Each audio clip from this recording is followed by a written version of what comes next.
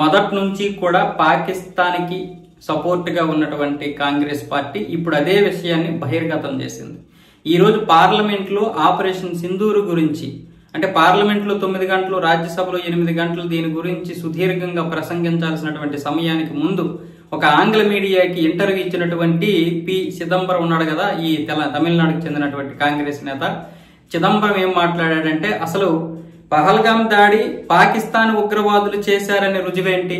భారతదేశంలో ఉన్నటువంటి ఉగ్రవాదులు కూడా చేశారనుకోవచ్చు కదా. పాకిస్తాన్ ని మనం ఏ విధంగా నిందిస్తాం? నిందించడానికి ఆధారాలు ఏమున్నాయి అంటూ ఆయన అయితే ఆంగ్ల మీడియాలో ఈ విధంగా మాట్లాడడం జరిగింది. దేశంలో జాతీయ భావం లేనటువంటి పార్టీ కాంగ్రెస్ పార్టీ.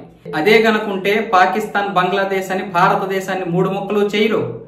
అలాగే ఆ రోజు నిజాం పరిపాలనలో ఉన్నటువంటి హైదరాబాద్ ని ఇంతవరకు తీసుకురారు.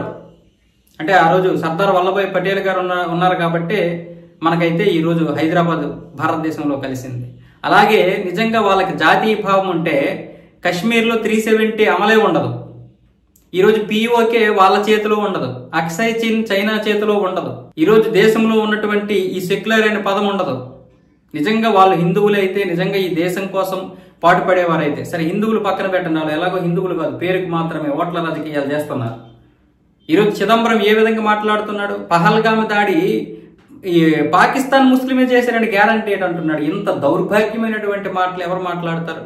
ఇంత చండాలమైనటువంటి మాటలు ఎవరు మాట్లాడతారు? కానీ ఈ చండాలకి, ఈ దరిద్రులకి ఓట్లేసేది మాత్రం మన దరిద్రులే. ఈ దరిద్ర మనస్తత్వం పోనంత వరకు ఈ దరిద్రులు ఇలాగే ఉంటారు. ఈ దేశాన్ని పూర్తిగా ప్రక్షాళన చేసేసి, ఈ దేశాన్ని పూర్తిగా నాశనం చేసేసి బంగ్లాదేశ్ లో, పాకిస్తాన్ లో కలిపేస్తారు. అంటే భారతదేశంలో ఆ రెండు కలడం కాదు, ఆ రెండింటిలోనే ఈ దేశం కలిసిపోవాలి. అప్పుడు వీళ్ళకి చాలా తృప్తిగా ఉంటది. ఇప్పటి వరకు బాబర్ మసీదుని సందర్శించినటువంటి ఈ కాంగ్రెస్ నేతలు కనీసం అయోధ్య వైపు కూడా వెళ్ళలేదు వీళ్ళు. ఇంకెంతకంటే దారుణం, ఇంకెంతకంటే రుజువులు ఏం కావాలి హిందువులకి? వీళ్ళు ఎలాంటి యాంటీ హిందువులు, హిందూ వ్యతిరేకులుగా వీళ్ళు ముద్ర వేసుకోవడానికి ఇంతకంటే రుజువులు ఏం కావాలి? అయినా మనకి సిగ్గులేదు ఓట్లు వేయడానికి.